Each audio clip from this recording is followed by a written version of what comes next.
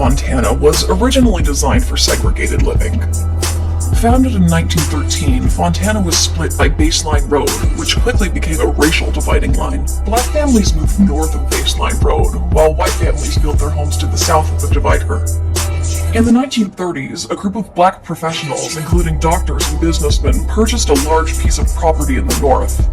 This became the town center for the black community. For years afterward, black families made sure to settle in that area of town. O'Day Short, his wife Helen, his daughter Carol Ann, and his son Barry moved to Fontana. Shortly after moving in, white citizens contacted the sheriff's office and asked for the Shorts to be forcibly removed.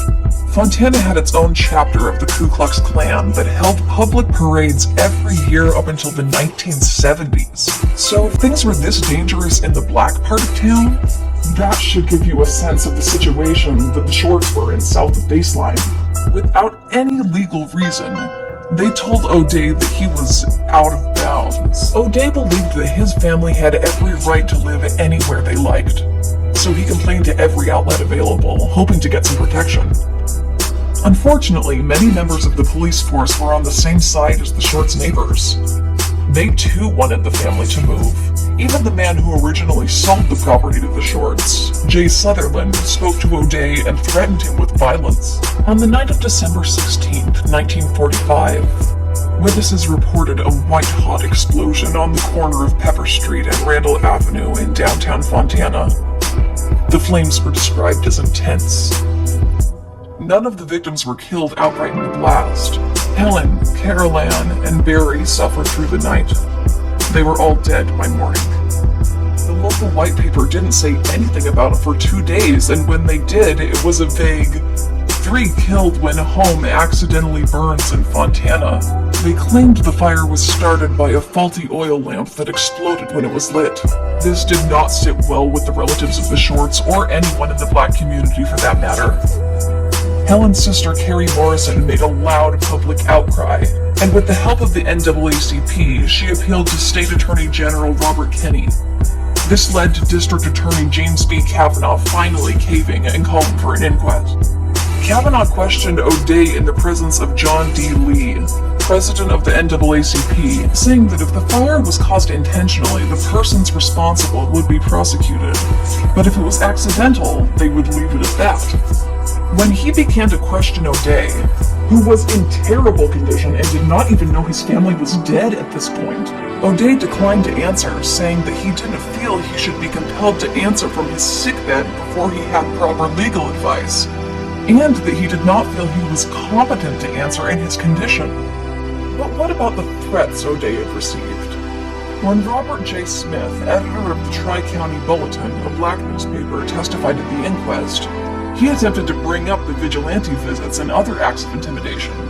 But Kavanaugh cut him short, saying he wasn't interested in rumors. Smith had also brought to the inquest the oil lamp from the Shorts' house, the lamp which was supposed to have caused the blast. That's right, he brought it, as he had retrieved it from the scene himself. Stunningly, neither police nor firefighters had removed it and placed it into evidence. There were no signs that the metal on the lamp had bent, as it surely would have if the lamp had exploded. The inquest ended with a verdict that the fire was of unknown origin. All the time this was going on, O'Day was still lying in his hospital bed, still unaware of his family's fate. When he was finally informed, he promptly lost his will to live. He passed away at the Kaiser Permanente Hospital on January 21st, 1946. He was only 40 years old. Helen's sister Carrie was one of the main reasons the Short family hasn't been forgotten. The 1946 Socialist Workers' Party pamphlet I mentioned earlier, Vigilante Terror in Fontana, the tragic story of O'Day H. Short and his family, was written at her urging, and it begins with a statement by her, which reads in part, "We know my sister's family was threatened. We do not know the cause of the fire which destroyed them, but we have good reason to believe it was not accidental. We demand a full investigation of the vigilantes." This pamphlet was one of the best sources for the video, reading an article from someone who actually cares about the victims. The NAACP hired Paul T. Wolf, a 25-year veteran of the Los Angeles Arson Bureau and former chief investigator for the LA Fire Department, to examine the blast scene. He concluded that kerosene alone would not have been sufficient to cause the explosion. That some highly inflammable and explosive substance other than kerosene was present. These findings led the NAACP to demand a grand jury investigation. But in April of 1946, the Justice Department finally declared the fire accidental. These decisions were made quickly and mostly without evidence. This case got under the skin of a lot of investigators. Over the years, many people who felt in their gut that the fire was an act of arson have set out to prove it, as a result of the actions of racists in generations before. This was a hate crime, not an accident. We need to have the truth in our written history. We owe it to the Short family. O'Day, Helen, Carol-Ann, and Barry deserved so much better. Their lives mattered. It makes me furious that I can't tell you more about who they were before they died, what good they did in the world. And that's the fault of history.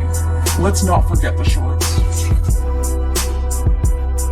A school district in Fontana is righting a wrong by renaming one of its elementary schools to honor a family who broke the color line. KCAL's Rena Nakana shows us how a dedicated young student helped achieve this historic moment. Next to the portables in the back of Randall Pepper Elementary School in Fontana, there is a peace pole. It says, "May peace prevail on earth." It's part of the O'Day Short Family Unity Garden, dedicated last December. The Short family owned this land before the school was built on it in 1950. I wonder, what was his life like? Cyrus Moss attended Randall Pepper Elementary and wanted to know, who was this O'Day Short? I went on Google and I did some research about it.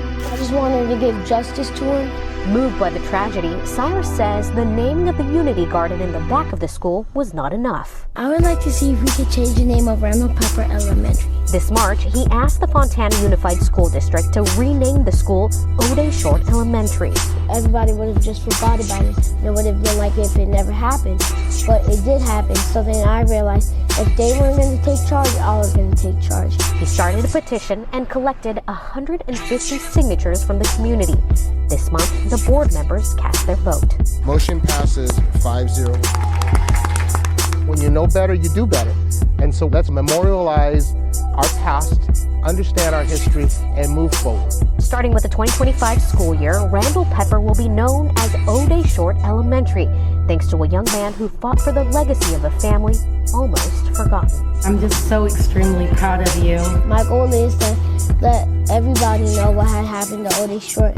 Let children of color know that they can do anything, and just let the world know that there's history of this school, Fontana, and this community.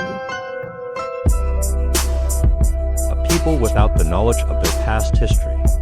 Origin and culture is like a tree without roots. Marcus Garvey.